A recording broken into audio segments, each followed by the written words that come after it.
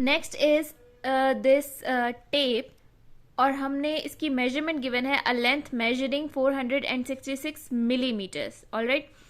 अच्छा, जो एडिशन मैं अभी पढ़ा रही हूँ this is the first edition, और सेकंड एडिशन बुक में ये क्वेश्चन में ये वाला पार्ट नहीं है.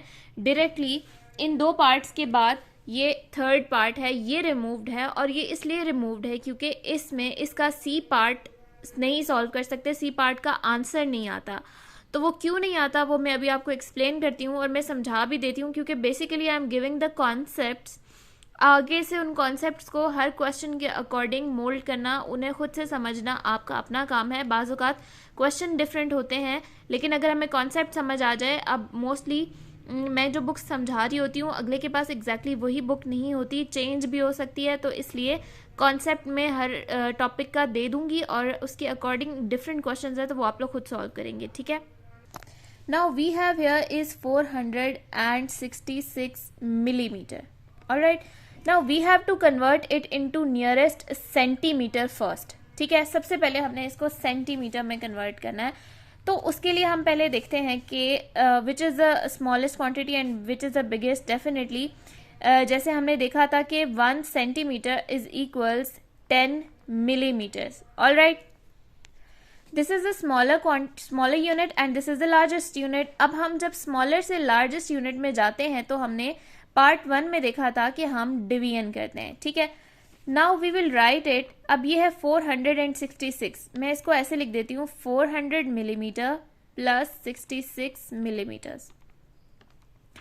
नाउ अब इनको सबसे पहले मैंने कन्वर्ट करना है सेंटीमीटर में, तो I will divide both of them by 10. ठीक है.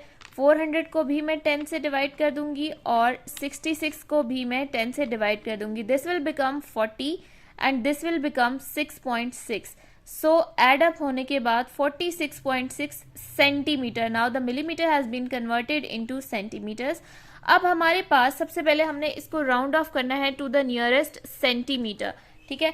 तो हम देखते हैं कि कौन से 2 सेंटीमीटर्स के दरमियान में ये आता है. सो 46 और 47 के दरमियान में आता है 46.6. ठीक है. 46.1, 46.2, 46.3, 46.4, 46.5 and then 46.6.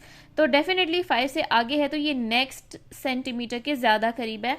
So the nearest centimetre is 47 centimetre.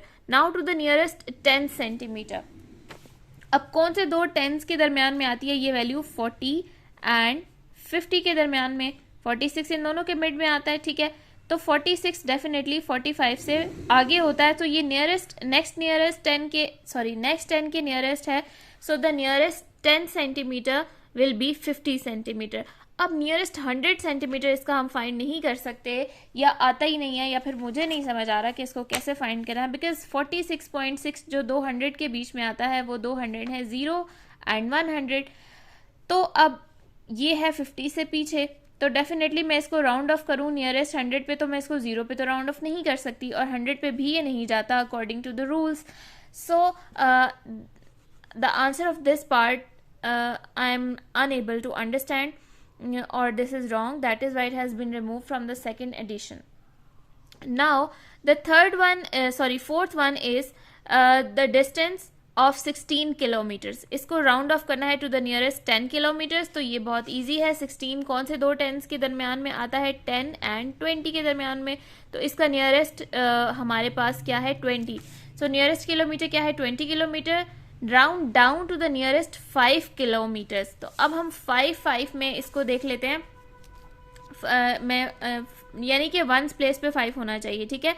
5 का ये मतलब है. सो 5, 15, 25, 35 एंड नियरेस्ट 5 किलोमीटर का मतलब है कि 1 प्लेस पे 5 होना चाहिए. ठीक है. तो अब 15 नियरेस्ट 5 में 16 कहाँ पे आता है? 16 आता है जी 15 के फौरन बाद. तो ये इसका नियरेस्ट 5 कौन सा है? दिस वन और दिस वन. इन दोनों के दरमियान में ना, अभी हम इन दोनों को देखेंगे तो ये तो नहीं है, ये इससे काफ़ी दूर है. So the nearest 5 kilometre to 16 kilometre will be 15 kilometers. So the answer is 15 kilometers.